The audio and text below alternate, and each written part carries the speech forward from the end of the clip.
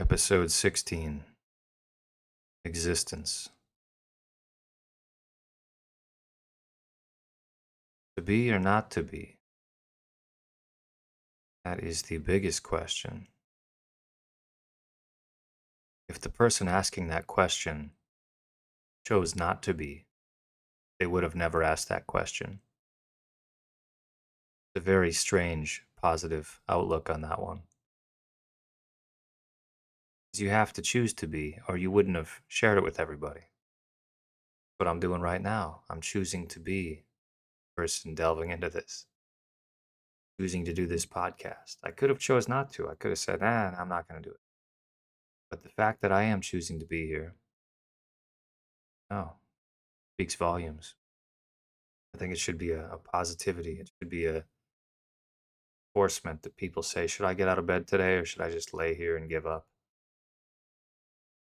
People before you that asked that question, they chose to get up. Because if they didn't, they would have never shared all their points of view. All the famous stuff that we have out there.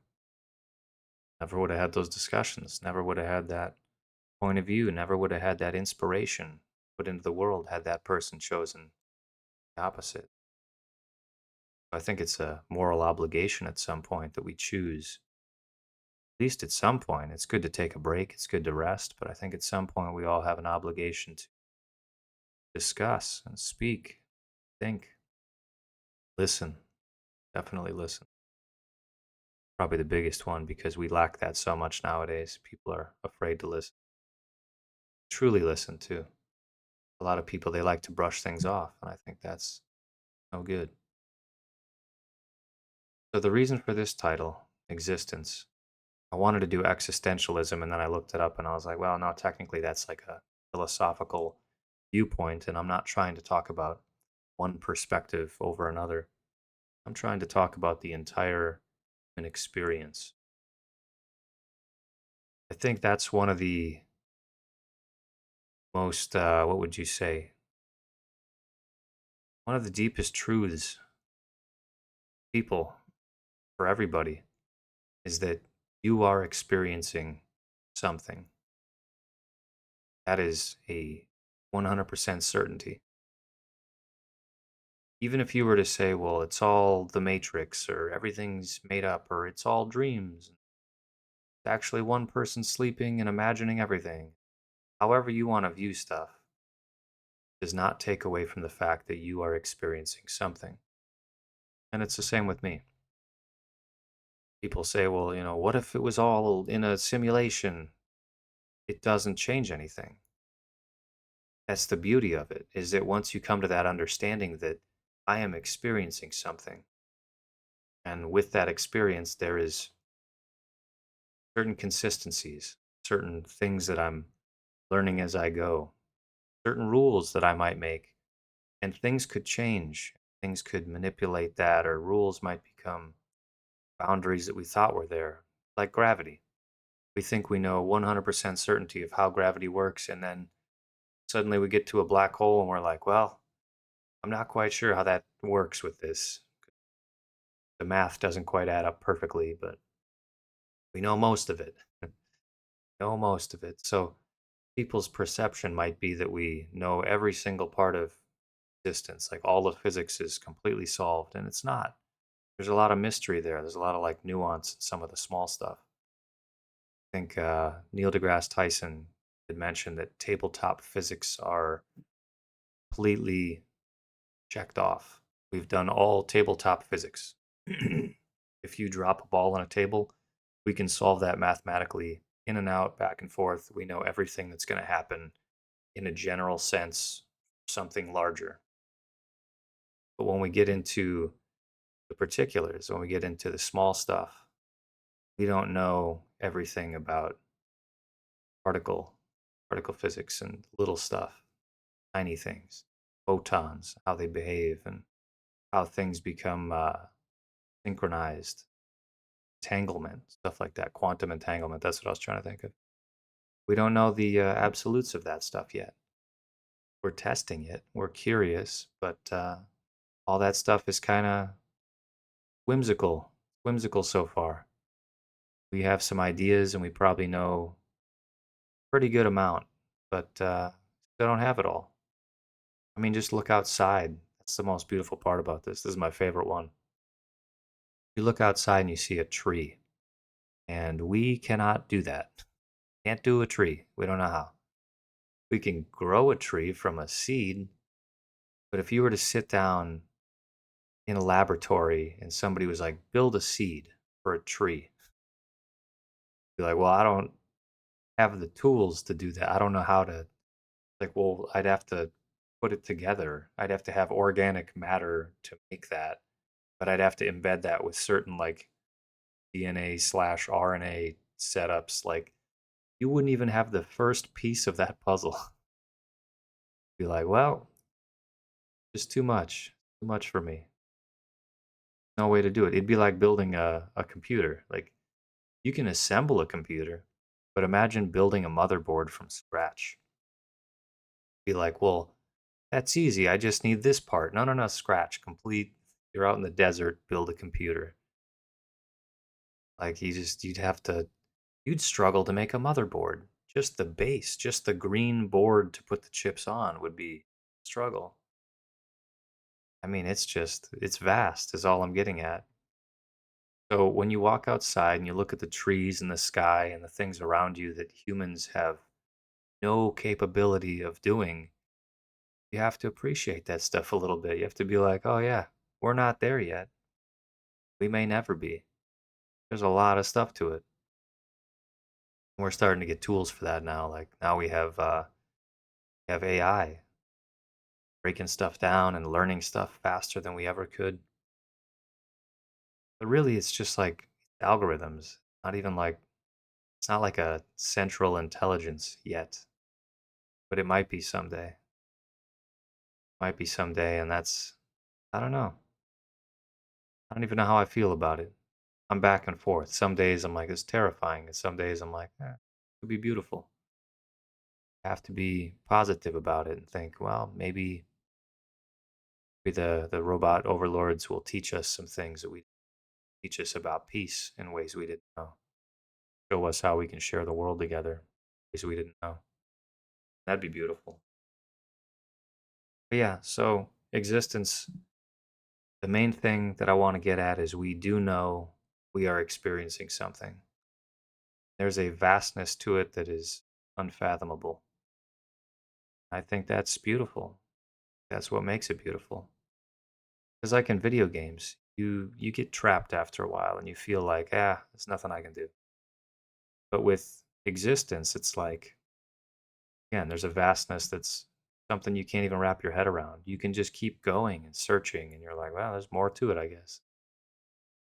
We'll see a lot of stuff. I mean, you could specialize in something like, again, tabletop physics. If you were to delve your whole life into understanding physics, you will get to a point where you can check off an area. Say, well, we know everything in here. But something really specific about this that I wanted to dig into was people talk about people talk about ghosts. Talk about ghosts and they talk about like a spiritual realm and stuff like that. And I'm a pessimist when it comes to a lot of that. I'm like, sounds sounds kind of hokey and it's unproven. And when you go to someone like Neil deGrasse Tyson, he's like, I think his stance, let me not speak for him, but I think his stance is he doesn't believe in ghosts because we would have seen it. There was some other dimension or some other reality, we would have seen it. Then I got thinking about that and I was like, if there was some other dimension that did not affect the dimension we're in a physics way, how would you measure it? You couldn't measure another dimension that doesn't affect physics because any of our tools in this dimension are made for measuring this dimension. So I was like, well, if there was some other plane of existence, some ethereal thing, um, none of our tools would work in there. So I'm like, well, if you have like an EMF reader, that's the hokey ghost hunter way of checking for ghost activity. But really, you're just getting like electromagnetic frequency reads of whatever. Could be someone's microwaving fish downstairs or whatever the heck's happening. Anything. Anything could give interference. A plane flying over, radio signals bouncing weird. And so they say, "Oh, well, that's, proof of a ghost." And I'm like, "Well, doesn't really mean anything, I guess." If you were to think in terms of like Neil deGrasse Tyson's point. Because I'm like, if you had something that was otherworldly and you said this is like some power of unseen energy, like in Lord of the Rings or something, where they got this other dimension of beings that live in something, I don't know, however you describe it. The point being, nothing in here could measure in there. It's like you couldn't do it. It's not the same thing. Like, take for example this one, virtual reality slash augmented reality.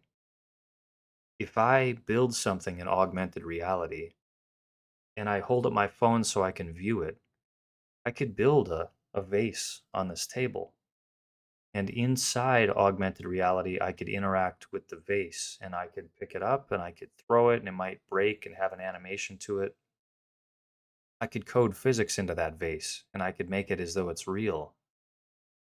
When I'm here, I could still feel the sensation of my mind running into that vase. And if I bump the table, I might still go, oh shit, there's a vase there, even though there isn't.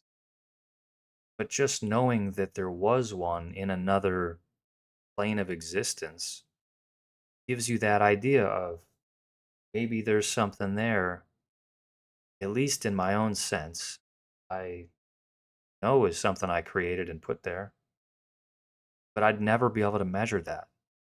Neil deGrasse Tyson can come here and he can check my table and see that there's no vase, but it doesn't take away from the fact that I'm going to be worried when I bump the table because I know that in my plane that I built the vase in, if I bump the table, the physics will pick up on the ground moving and it'll shift the vase and it'll fall and break.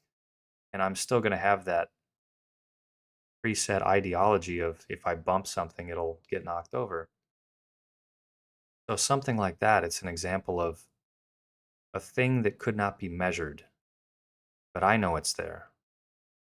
And so when you start thinking about ghosts like that, there's no way to measure it. If somebody had an attachment to another being or something, there's no way to check that. You can get all the scientists in the world to come in and be like, well, we'll measure it and we'll see if there's a thing. But what if that thing is it's like in a different space? What if that thing is in a different reality that only some people are attached to at certain times? What if there's different planes of existence? I don't know. No one to really say all that stuff. You can argue the fact that we have not measured it, but we have not measured it with the tools in the place that we're living. So it's like, yeah, obviously, nobody's measured stuff in virtual reality unless they've been in virtual reality with tools to measure.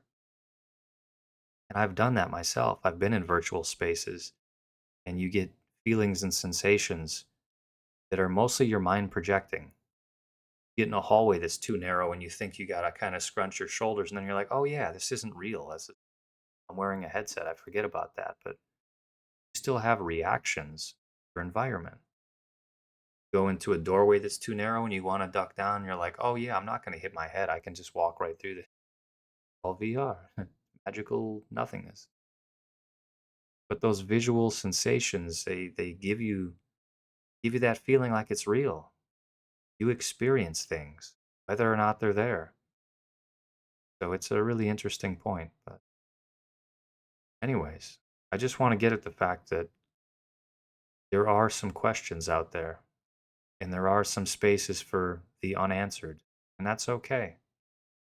But it doesn't take away from the experience at the end of the day. Till next time.